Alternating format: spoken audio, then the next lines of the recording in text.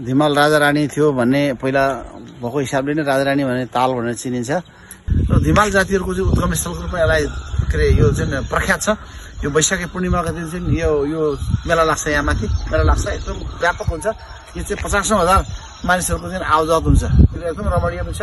यो उतापट्टि राजा पोखरी छ, त्यहाँ ढुङ्गा बोटहरु चलाउने काम हुन्छ त्यहाँ, त्यसले चाहिँ पर्यटकहरुलाई पनि चाहिँ एउटा एकदम रमाइलो महसुस गर्ने यो चाहिँ रानी ताल, राजा ताल र राजकुमारी ताल, यो तीनटा ताल छ, यसको चाहिँ संगम छ। यसको ऐतिहासिक महत्त्वको कुरा छ र यहाँ चाहिँ जैविक विविधताले भरिपूर्ण छ। खास गरी यहाँ 43 प्रजातिको चाहिँ सुनाखरीको चाहिँ एकै ठाउँमा पाइन्छ। यो संसारमा यो दुर्लभ ठाउँ हो। दुर्लभ ठाउँहरुमध्ये यो चाहिँ राजारानी तालमा चाहिँ पाइने सुनाखरी चाहिँ 43 प्रजातिको छ भन्ने कुरा चाहिँ विज्ञहरूले भनेका छन्। त्यसैले यो दुर्लभ छ र एकदम पर्यटकीय हिसाबले अत्यन्त महत्त्वपूर्ण पनि छ।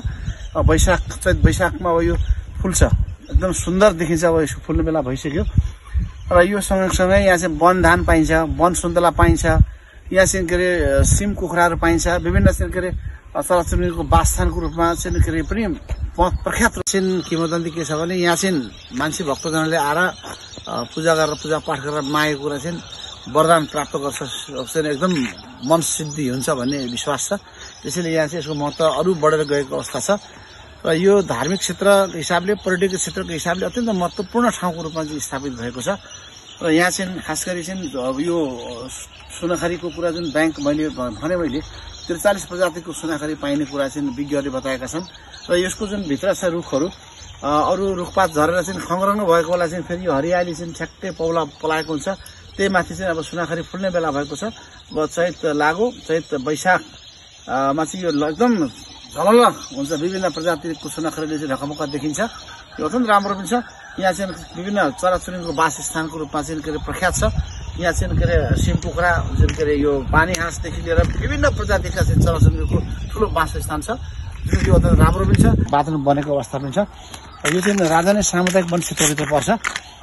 यो भित्र चाहिँ यो 20 हेक्टर जग्गा चाहिँ विशेष संरक्षित क्षेत्रको रूपमा चाहिँ यसलाई व्यवस्थापन गरिएको छ र यहाँको सामुदायिक वन उपभोक्ता समूहका मानिसहरू, संरक्षण समितिका मानिस सबै मिलेर यो चाहिँ संरक्षण गर्ने प्रक्रियामा अगाडि बढेका छौँ र अहिले जनप्रतिनिधिहरू पनि यसमा लागेका छन्।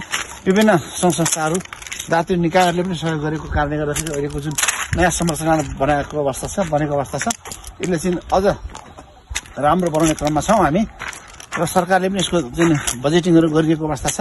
स्थानीय सरकार, प्रदेश सरकार र केन्द्रीय सरकारले पनि योजनाहरू दिएर चाहिँ अत्यन्त रमणीय बनाउने क्रममा छौँ र यसमा चाहिँ अब सबैलाई चाहिँ यसको एकपटक भिजिट गर्यो भने पटक पटक आउनु मन लाग्छ। यहाँ यो रानी पोखरी, यतापट्टि राजा पोखरी यो छ र त्यसपछि यो माथिल्लो सिरानमा राजकुमारी पोखरी, यहाँ तीनटा पोखरीको संगम स्थल छ र खास गरी यसको सरसफाई गर्ने कुरामा चाहिँ नेपाली सेनाले पनि सहयोग गरिरहेको छ र यहाँ चाहिँ अब कति गहिरो छ यसको ताल अहिलेसम्म पत्ता लागेको छैन।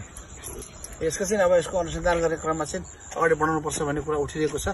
यतापट्टि पनि त्यही अवस्था छ। यो परसम्म छ, यसको ठुलो छ एरिया, सरसफाई गरिसकेपछि बोर्डिङ चल्छ यतापट्टि, एकदम राम्रो अवस्था छ म्याडम।